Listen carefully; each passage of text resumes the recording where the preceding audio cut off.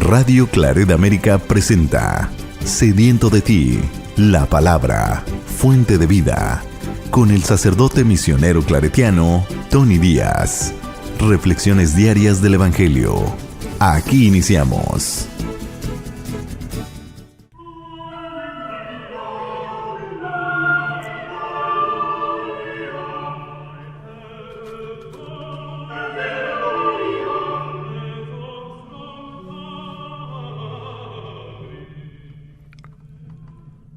Bienvenidos hermanos a nuestras reflexiones del Evangelio del día. Hoy es jueves de la primera semana del tiempo ordinario. Jueves de la primera semana del tiempo ordinario. El Evangelio de hoy viene de Marcos, capítulo 1, versículos 40 al 45. En aquel tiempo se le acercó a Jesús un leproso para suplicarle de rodillas: «Si tú quieres, puedes curarme». Jesús se compadeció de él y extendiendo la mano lo tocó y le dijo: «Sí quiero, sana». Inmediatamente se le quitó la lepra y quedó limpio. Al despedirlo, Jesús le mandó con severidad: «No se lo cuentes a nadie, pero para que conste que ve a presentarte al sacerdote y ofrece por tu purificación lo prescrito por Moisés». Pero aquel hombre comenzó a divulgar tanto el hecho que Jesús no podía ya entrar abiertamente a la ciudad, sino que se quedaba fuera en lugares solitarios donde acudían a él de todas partes. Palabra del Señor. Muy bien, demos comienzo a este evangelio. La escena es otra sanación. La sanación de un leproso. Y hay también aquí en esta escena de Marcos detalles muy interesantes que vale la pena desempacar para apreciar lo que está ocurriendo y lo que puede comunicarnos para nosotros un mensaje para este día. Dice el Evangelio: en aquel tiempo se le acercó a Jesús un leproso para suplicarle de rodillas, ¿no? Podemos imaginar que este leproso guardó cierta distancia, porque los leprosos, cuando eran diagnosticados con lepra, y principalmente por un sacerdote judío, tenían que salir de la casa de su familia y también que vivir fuera de la población y vivir al margen de la sociedad, ¿no? Porque la lepra era contagiosa, y después, por encima de la enfermedad física, estaba la contaminación religiosa, que cualquier persona que entrara en contacto con ellos, pues recibía esta contaminación no solamente física, sino también religiosa. Y cuando una persona, principalmente otro judío, tenía este contacto cercano físico con un leproso, no podía esa persona participar en ritos o eventos religiosos, sino antes pasar por una purificación religiosa él mismo, antes de que pudiera ser parte de esto. Así que este leproso de seguro que guardó cierta distancia, ¿no? Y es una escena muy enternecedora, particularmente la forma de que este leproso le hace la petición a Jesús, sabiendo el leproso de que en este hombre Jesús el Nazareno se está manifestando el poder de Dios, ¿no? Y él no quiere perder la oportunidad, va y se pone de rodillas, ¿no? Tal es la gran necesidad, porque esta persona está aislada de su familia y de su comunidad, ¿no? Y la sanación entonces lo regresa no solamente a su familia, sino también a la comunidad. Así que hay una sanación física, hay una sanación, digamos, de familia, porque puede regresar a la familia, y después hay una sanación social, en la cual él puede reincorporarse a la comunidad a la cual él pertenece. ¿Sí? Diferentes niveles de sanación que se llevan a cabo en esta escena. Le dice el leproso: «Si tú quieres, puedes sanarme».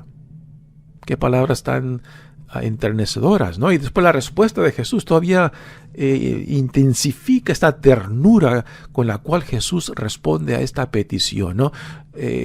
Yo me imagino a Jesús viendo a este leproso con compasión, con caridad, y hasta con cierta sonrisa para decirle: no temas, ¿no?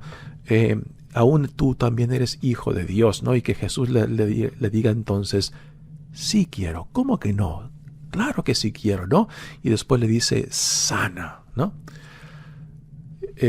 Lo interesante de esta escena es de que Jesús se atreve a tocarlo. O sea, un judío simplemente no podía atreverse a tocar a un leproso. Era un tabú, porque al tocarlo, Jesús quedaría contagiado físicamente y ritualmente, ¿no? Pero para Jesús no hay tabús. Para Jesús, el Hijo de Dios, el Mesías, el Dios encarnado, no hay tabús, ¿no? Y por eso Él se atreve a tocarlo. Y una de las cosas que el leproso sufría, pues, era la desconexión. Era la separación tanto de su familia como de su comunidad. O sea, el contacto humano se le privaba a un leproso. No podía acercarse ni a su familia. Entonces, el hecho de que Jesús se atreva a tocarlo le regresa el contacto humano, el contacto también divino, siendo Jesús el Hijo de Dios encarnado, ¿no? Y el hecho de que Jesús se atreva a hacer esto es algo impresionante, porque para Él, repito, no hay tabús, ¿no? Y lo sana inmediatamente. Se le quitó la lepra y quedó limpio. Ahora después le dice Jesús a este leproso, y dice el evangelista Marcos, al despedirlo Jesús le mandó con severidad, ¿no? O sea, con palabras serias. Le dice, no se lo cuentes a nadie. ¿Por qué no se lo cuenta? ¿Cómo un leproso no le va a contar a nadie?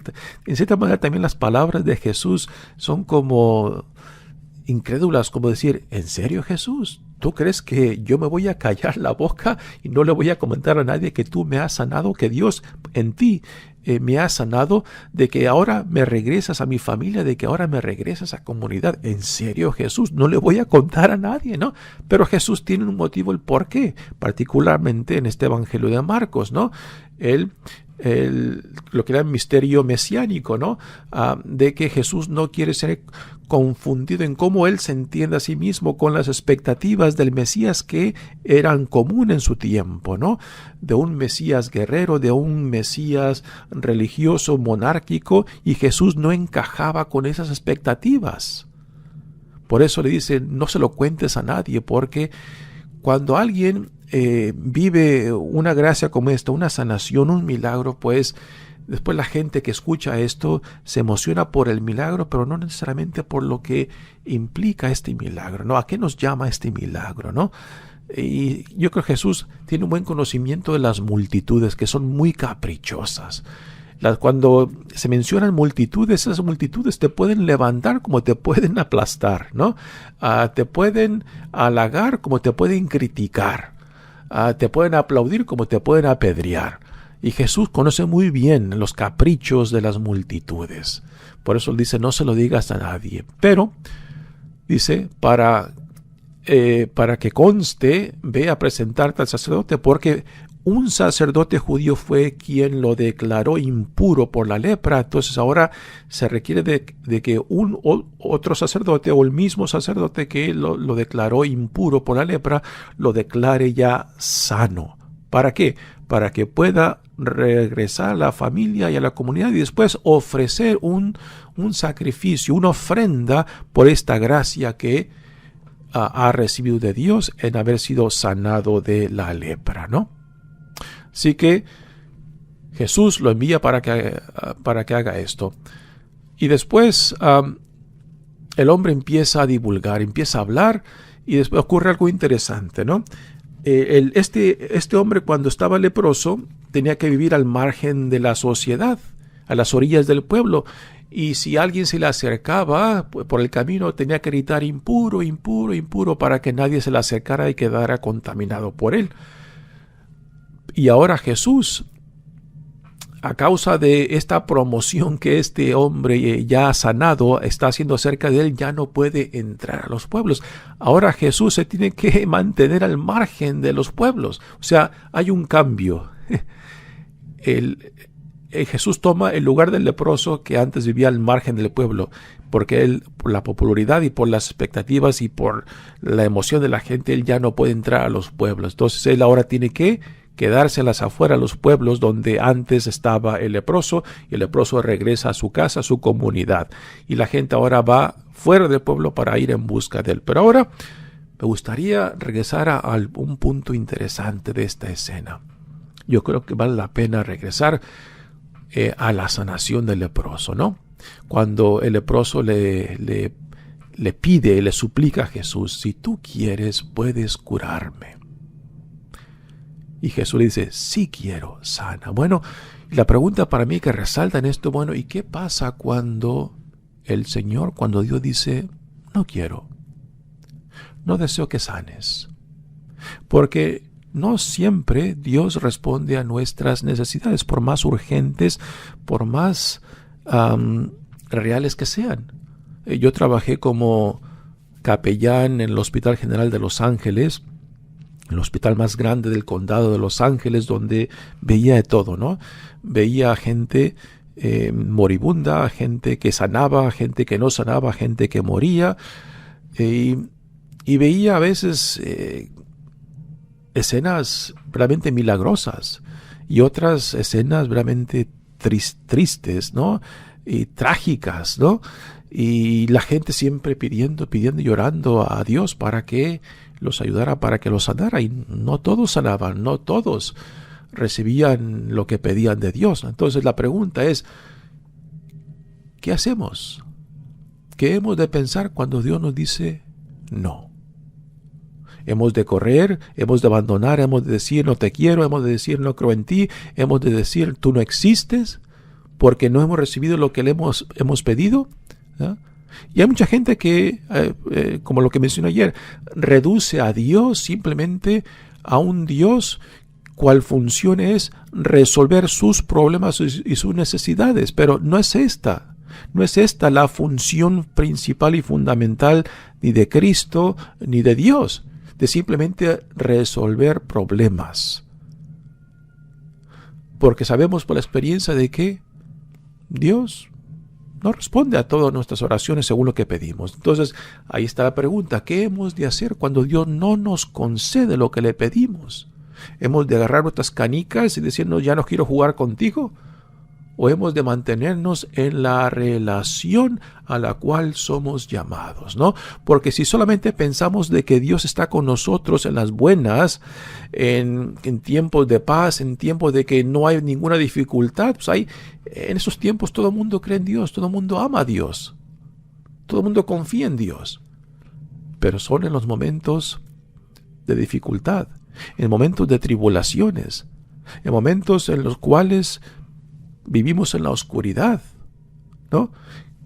¿Cómo hemos de vivir con esto, ¿no? Y aquí quiero compartir una experiencia que tuve una vez en el acompañamiento de una jovencita, una muchacha, no jovencita, tenía unos 30 y tantos, 40 años, ¿no? Que sufría y sufre de depresión, ¿no? Y ella se ponía, cuando le venían estas olas de depresión, pues la deprimía, la bajaba los ánimos y la ponía muy triste, ¿no? Y pensaba de que Dios no la socorría, de que Dios no estaba con ella en esos momentos de depresión, ¿no? Y una vez, no sé de dónde me salió, se me ocurrió decirle: oye, pero ¿por qué ves a tu depresión como un enemigo, como algo de evitar, como algo a rechazar, ¿no? Parece que según tu historial, la depresión ha sido y continúa y va a continuar siendo parte de tu vida, ¿no? Entonces, en vez de ver a tu depresión como una enemiga, como algo contrario a Dios, vela como tu compañera. Vela como con tu compañera, que cuando veas esa nube gris de la depre que viene y se posa sobre ti, descansa sobre ti, entonces habla con él tu depresión y dile: oye compañera, ¿qué tal? Ya tiene tiempo que no me visitabas, ven, vamos a tomarnos un café, dialoga con ella, ¿no? Y lo interesante fue que cuando ella empezó a visualizar la depresión no como una enemiga, no como algo que evitar, algo que deshacerse, sino como una compañera de su vida, porque sí, la depresión en la vida de esta persona era algo constante, ¿no? Que iba y venía, pero que siempre estaba ahí. Y cuando lo empezó a visualizar la depresión como una compañera y empezó a dialogar con ella, cambió su actitud. Cuando venían esas olas de depresión, ya no fueron tan intensas, ya no fueron tan negras, ya no fueron tan oscuras, ya no fueron tan deprimentes, porque entonces la empezó a ver como una compañera de vida, ¿no? Así que en tiempos cuando Dios dice no, si no podemos ni siquiera imaginar que Dios pueda caminar con nosotros en la dificultad, en la depresión, en las tribulaciones, en momentos difíciles, cuando Dios dice no.